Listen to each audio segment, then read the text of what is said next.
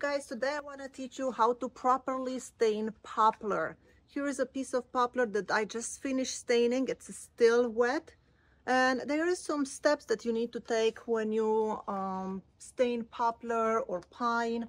And for those kind of woods, the technique is kind of the same.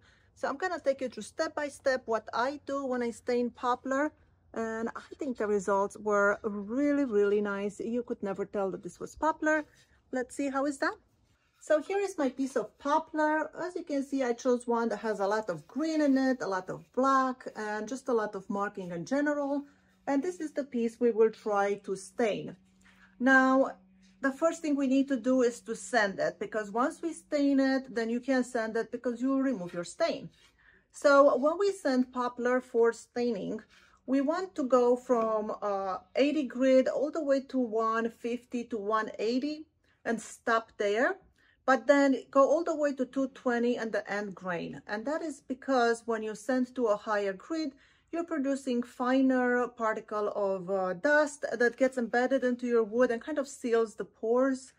And if you ever done a cutting board, then you know that the end grains will suck in a lot more whatever you put on it. If it's oil, if it's stain, whatever it is, it will suck it in and it will become a lot darker. So we want to go higher grit on the ends to seal it more. That way we get more uniform color on the top and the end grain. So for me, I think I will stop at 150 on the top and the edges, but I'll go all the way to 220 onto the end grain. So that's what I'm gonna do now.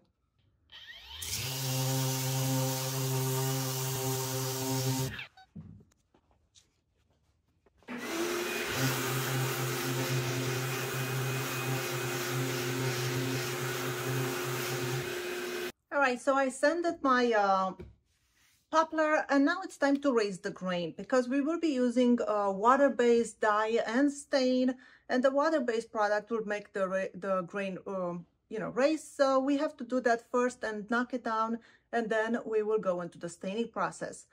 To raise the grain, I like to use this spray water bottle. This is just what hairdressers use usually. It has a really fine mist, continuous mist, and I really love this bottle. I'll put it in the description below if you're interested of getting the same one. So what I will do is just spray. It doesn't take a lot of water. Just lightly mist it, get the edges too. And then we will just let it sit. Maybe I'll give it a little wipe just to take off the puddles that I made. And then we'll just let it sit until it completely dries. And then we'll come back and we'll do another round of sanding. But this time I'll just use the 180 for the top and the sides and the 220 for the end grains. All right, so we sanded our board, then we raised the grain with water, we knocked down the grain with sanding paper. I used the 180 for the board and 220 for the end grains. That way it becomes more uniform. Now it's time to apply our wood conditioner. I use Minwax pre-stain, and this one prevents blotchiness, controls grain raising, and it's soap and water cleanup because it's water-based. So I'm gonna give this a good stir, and then I am going to brush it on with a foam brush, and we'll leave it, let it sit for about 1 to 5 minutes. I'm not gonna give it much time, maybe like 2-3 minutes. It has a milky color, as you can see. And now I'm just going to use a foam applicator, and I am going to brush this whole board.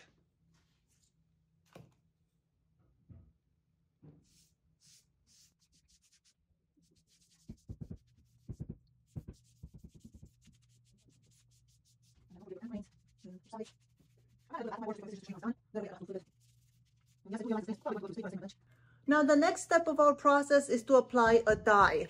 I'll stay with the general finishes, still water-based, and this dye stain is in color amber. Now a dye is different than a stain. The pigment, it's got a lot smaller particles, so will penetrate the wood a lot better and gives you some, more full coverage than just a stain. Now we will apply a stain as well. Every time you stain, you want to put an underlying color, a dye. That way it gives you the dye will kind of come through the stain and gives you that depth, it gives you that multicolor look. And I really like that. So that's what we'll be doing now. I'm gonna give this a good stir and then we'll apply it to our board.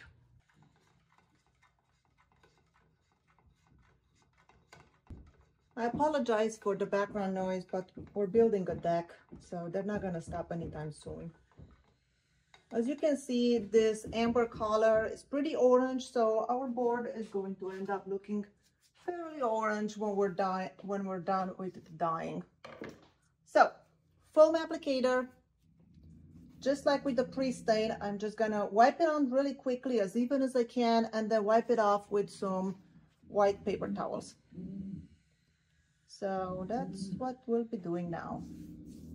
Try to work quickly. Water-based stains and dyes, they dry really quickly, and you don't want to leave puddles. You want to be as uniform as you can.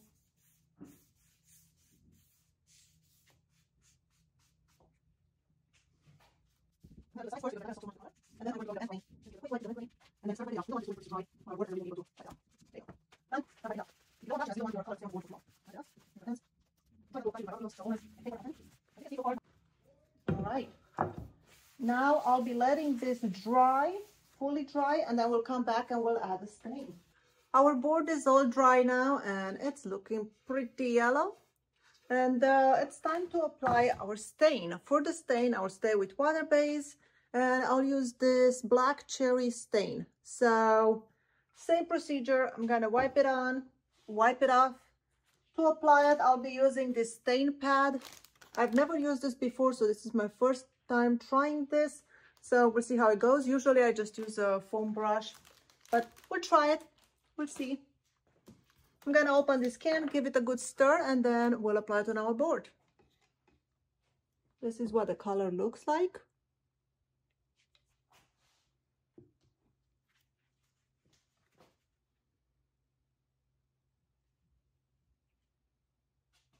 All right, let's go do this. Gotta move quick.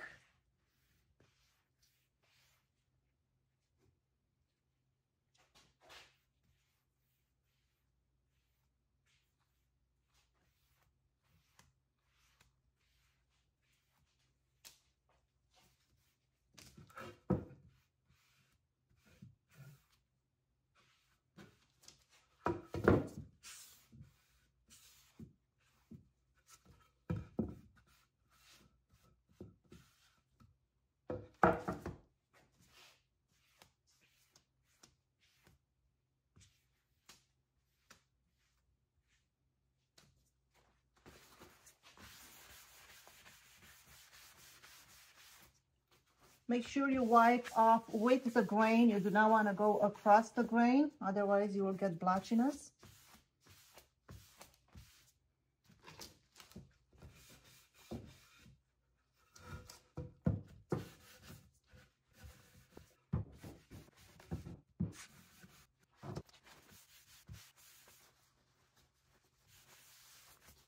All right, do we like the color? Do we want to go darker? If we want to go darker, we can apply another coat. I think it looks pretty nice right now. Do we want to go darker? All right, let's go darker. Just for fun.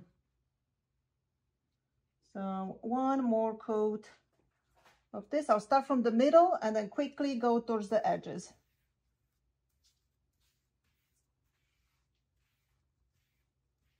Just like that.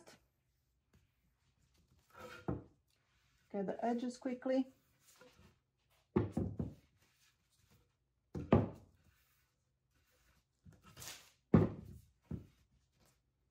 Oh, this color is beautiful.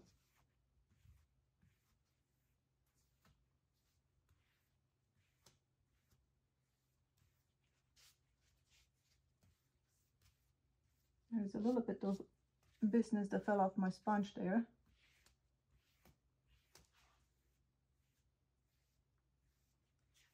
You see how the golden tone from the dye is coming through?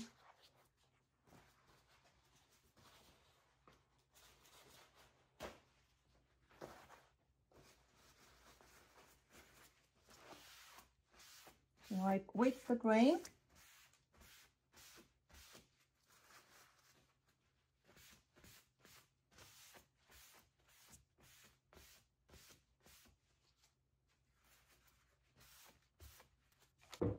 you have a lot. And here is our finished board. No blotchiness. I think we got a really nice color. You do not see any green through it. I'm not sure if the light it's gonna allow you to see this properly. Maybe I should go outside and show you. But anyway, the color, it's beautiful. No blotchiness, no green. And now you have to let it fully dry before you apply the top coat of your choice. So I would give it at least 24 hours of drying time. Now here is the finished product again and some better light. As you can see, we got a really nice result, but it did take a little bit of extra time, a little extra work and extra products. So in the end, it's up for you to decide if it's worth it to go through the extra mile to stain poplar, or would you just go and buy cherry or some other kind of wood. I hope this was helpful to you and you learned something new. Thank you so much for watching. My name is Skylar Ewing and I'll see you in my next video.